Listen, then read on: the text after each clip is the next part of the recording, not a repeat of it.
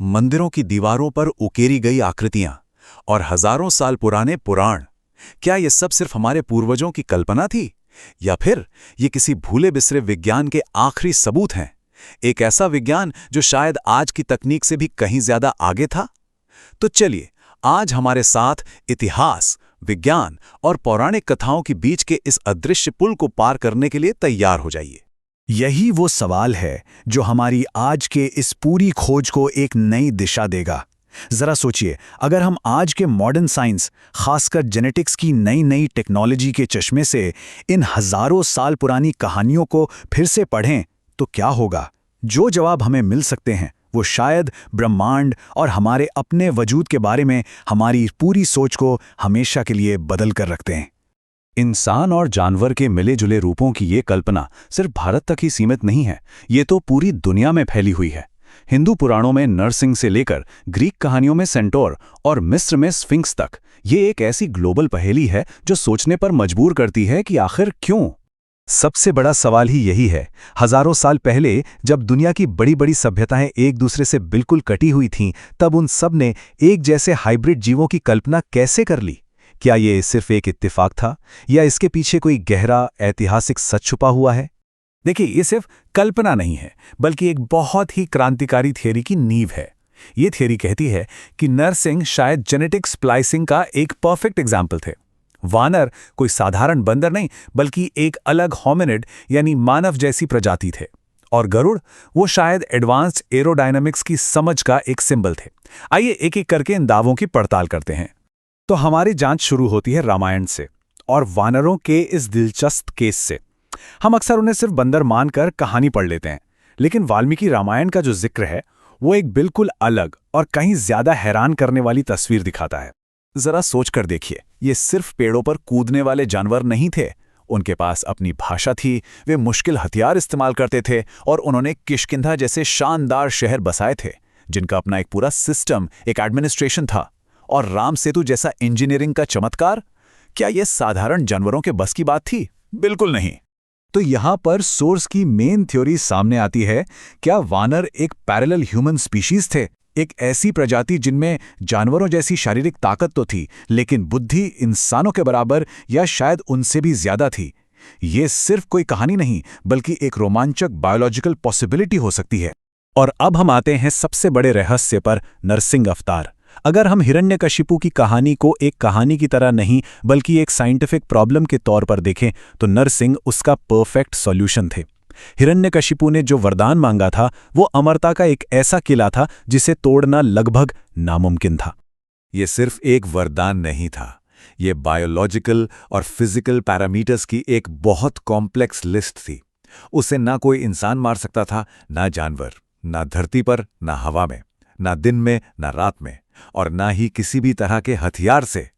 इस impossible puzzle को सुलझाने के लिए एक ऐसे समाधान की जरूरत थी जो कल्पना से भी परे हो।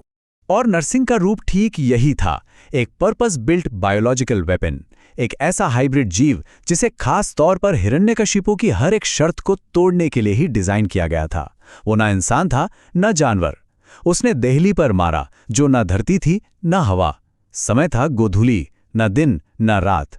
और हथियार, उसके अपने पंजे, जो किसी भी इंसान के बनाए हथियार की कैटेगरी में आते ही नहीं थे। तो सवाल ये उठता है कि क्या ये सब सिर्फ एक जबरदस्त कहानी है या हमारे प्राचीन कथाएं आज के मॉडर्न साइंस की भविष्यवाणी कर रही थीं? चलिए जवाब ढूंढने के लिए थोड़ा आज के जमाने में झांक कर देखते हैं। आज हमारे पास क्रिस्पर जैसी तकनीक है, जिसे मॉलिक्यूलर सिजर्स यानी आणविक कैंची भी कहते हैं। ये टेक्नोलॉजी साइंटिस्ट्स को किसी भी जीव के डीएनए कोड को अपनी मर्जी से एडिट करने की गजब की ताकत देती है। हम एक प्रजाति के गुण दूसरी प्रजाति में डाल सकते हैं, ठीक उसी तरह जैसे उन प्राचीन हाइब्रिड जीवों को बनाया गया हो सकता है। और सुनिए, ये सिर्फ कोई थ्योरी नहीं है। मॉडर्न जेनेटिक्स हमें एक चौंकाने वाला सच बताती है। आज हम इंसानों के डीएनए में 2% तक निएंडरथल जीन मौजूद हैं। ये इस बात का पक्का सबूत है कि एक जमाने में हमारी जैसी ही दूसरी इंसानी प्रजातियां इस धरती पर हमारे साथ रहती थीं। तो वानरों का एक अलग होमिनिड प्रजाति होना अब उतना भी अविश्वसनीय नहीं लगता, है ना? आज वैज्ञानिक ऐसी चीजें कर रहे हैं जो कभी साइंस फिक्शन लगती थीं। जेलीफिश के डीएनए से अंधेरे में चमकने वाले बंदर बनाना या सुअरों के अंदर इंसानी अंग उगाना। जो हमें आज साइंस का चमत्कार लगता है, कहीं वो सिर्फ एक खोई हुई तकनीक की फिर से खोज तो नहीं। लेकिन जाहिर है, इस क्रांतिकारी सिद्धांत पर एक बड़ी बहस छिड़ी हुई है। हर सिक्के के दो पहलुओं की तरह इस कहानी के भी दो पक्ष हैं। तो चलिए एक निष्पक्ष जज की तरह दोनों के तर्कों को सुनते हैं। एक तरफ मेनस्ट्रीम साइंटिस्ट कहते हैं कि ये सब सिर्फ कल्पना की बातें हैं, क्योंकि हमें प्राचीन लैब्स या मशीनों का कोई ठोस सबूत नहीं मिला है। लेकिन दूसरी तरफ इस थ्योरी को मानने वाले कहते हैं कि शायद एक बहुत बड़ी तबाही, जैसे कोई बाढ़ या महायुद्ध, ने सारे सबूत मिटा दिए, और जो कुछ बचा वो इन कहानियों और मंदिरों की नक्काशी के रूप में ही आज हमारे सामने है। लेकिन ये बहस सिर्फ बीते हुए कल के बारे में नहीं है। ये हमारे भविष्य का आईना भी हो सकती है, जो हमें शायद एक बहुत गंभीर चेतावनी दे रही है। आज जब हम जीन एडिटिंग और हाइब्रिड जीव बनाने के साथ इतने एक्सपेरिमेंट कर रहे हैं, तो ये सवाल तो उठता है, क्या हम तरक्की के नाम पर प्रकृति की उस लाइन को क्रॉस कर रहे हैं जिसे शायद कभी पार नहीं करना चाहिए था? क्या ये प्राचीन ग्रंथ सिर्फ कहानियां नहीं, बल्कि एक चेतावनी है, एक वार्निंग? जैसे राक्षसों ने अपनी शक्ति और अमरता के लिए ऐसे वरदान मांगे जो आखिर में उनके ही विनाश का कारण बने, क्या आज हम विज्ञान के नाम पर वही खतरनाक गलती दोहरा रहे हैं? तो ये हमें इस आखिरी सवाल पर सोचने के लिए मजबूर करता है। क्या हमारी आज की डीएनए टेक्नोलॉजी कुछ नया बना रही है, या बस उस ज्ञान को फिर से खोज रही है जिसे हम हजारों साल पहले खो चुके थे? और अंत में ये सबसे बड़ा सवाल है जो हम सबको खुद से पूछना चाहिए। क्या इंसानियत सच में आगे बढ़ रही है, या हम एक ऐसे अनंत चक्र में फंसे हैं जहां हम बार बार वही महान ऊंचाइयों को छूते हैं और फिर अपनी ही टेक्नोलॉजी से खुद को तबाह कर देते हैं? इसका जवाब शायद भविष्य में नहीं, बल्कि उन प्राचीन मिथकों में छिपा है जिन्हें हम आज भी समझने की कोशिश कर रहे हैं।